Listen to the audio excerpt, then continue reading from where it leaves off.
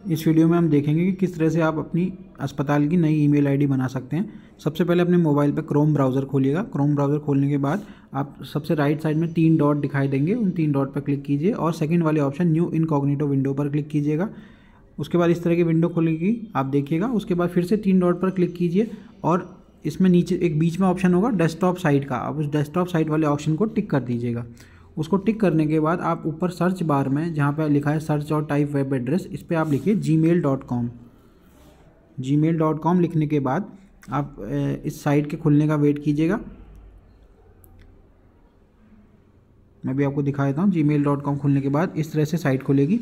इसमें आप देखेंगे कि सबसे राइट साइड में क्रिएट एन अकाउंट का ऑप्शन लिखा हुआ आ रहा है, तो आप क्रिएट एन अकाउंट पर क्लिक कीजिएगा सबसे राइट साइड में, या नीचे सेंटर में भी आपको क्रिएट एन अकाउंट दिख रहा होगा, इस पर भी आप क्लिक कर सकते हैं। इस पर क्लिक करने के बाद इस तरह की एक विंडो खुलेगी। इस विंडो में सबसे पहला आप फर्स्ट नेम लिखिएगा। फर्स्ट नेम में आप लिखेंगे गवर्नमेंट आयुर्वेदिक हॉस्पिटल, इस तरह से आप लिख सकते हैं, या अगर आयुष विंग है तो आयुष विंग लिख सकते हैं। और लास्ट नेम में अपनी लोकेशन का नाम लिख दीजिएगा। जैसे मान लीजिए मेरी अगर लोकेशन सहस्त्र धारा है तो मैं सहस्त्र धारा नाम से अपना लास्ट नेम लिख दूंगा। उसके बाद यूज़र नेम में मुझे एक यूनिवर्सल फॉर्मेट हमें फॉलो करना है जिससे सारे अस्पतालों का नाम सिमिलर हो, ईमेल आईडी सिमिलर हो, सारे अस्पतालों की ईमेल आईडी जिससे सिमिलर हो। तो उसमें हम एक यूनिवर्सल फॉर्मेट के लिए आयुर्वेदा सब में लगाएंगे, आयुर्वेद के बाद एक डॉट लगाइए और उसके बाद अपनी लोकेशन का नाम, जैसे मैं सहस्त्र धारा इसमें लिख दे रहा हूँ, सहस्त्र धारा, ये मेरी ईमेल आईडी हो जाएगी। आयुर्वेद.सहस्त्रधारा, ये मैंने अपनी ईमेल आईडी बना दिया। अभी मैं सहस्त्रधारा की ईमेल आईडी नहीं बना रहा हूँ, केवल एग्जांपल के लिए मैं आपको दिखा रहा हूँ। इसमें मैं फ़िलहाल XYZ या आयुर्वेद.xyz, ये मैं XYZ में ये ईमेल आईडी भी बना के आपको दिखा देता हूँ। तो ये इस तरह से आपने लिखना है। उसके बाद पासवर्ड, आप जो भी पासवर्ड रखना चाहें, जैसे मैंने अभी इसका पासवर्ड 1 2 3 4 5 6 7 8 9 रख दिया। इसी तरह से मैंने दोबारा से 1 2 3 4 5 6 7 8 9 वही पासवर्ड दोबारा डाला है। उसके बाद शो पासवर्ड करके आप चेक कर लीजिए आपने क्या टाइप किया, उसको आप नोट भी कर लीजिएगा और उसके बाद नेक्स्ट दबाइएगा।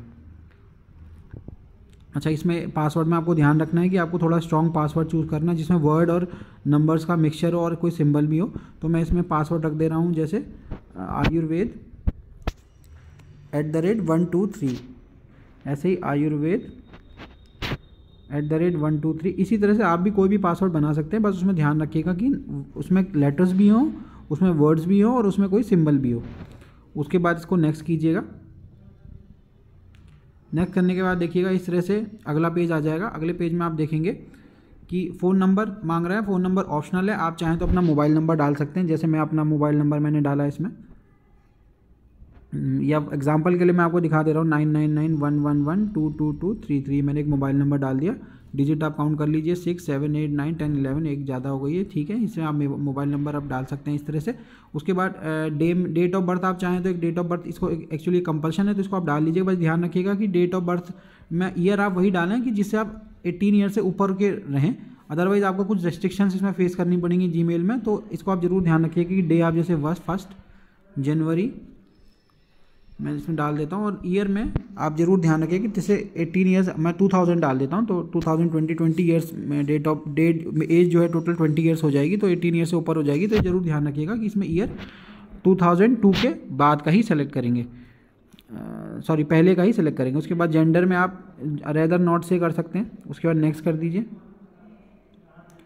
अभी अगर चूंकि मैंने मोबाइल नंबर डाला तो ये मोबाइल नंबर को वेरीफाई करने के लिए कह रहा है, तो अगर मैं इसमें चाहूँ तो नॉट नाउ कर सकता हूँ कि मुझे गलत, क्योंकि मोबाइल नंबर गलत है, एक मैसेज आएगा उसमें OTP वेरिफिकेशन के लिए। तो ये मेरा इसमें एक रैंडम नंबर डाला था, उसको मैं अभी नॉट नाउ कर दे रहा हूँ।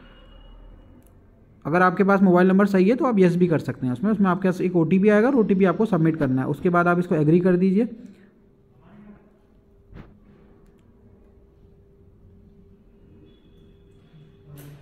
एग्री पर क्लिक करने के बाद ये साइट लोड होने में थोड़ा टाइम ले रही है।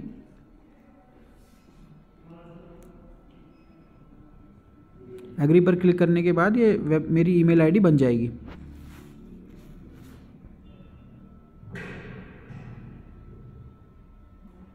अब देखिएगा ये लोड हो रही है,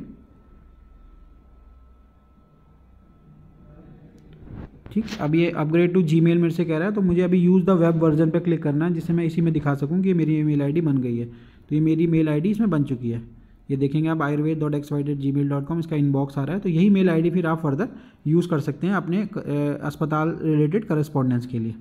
धन्यवाद।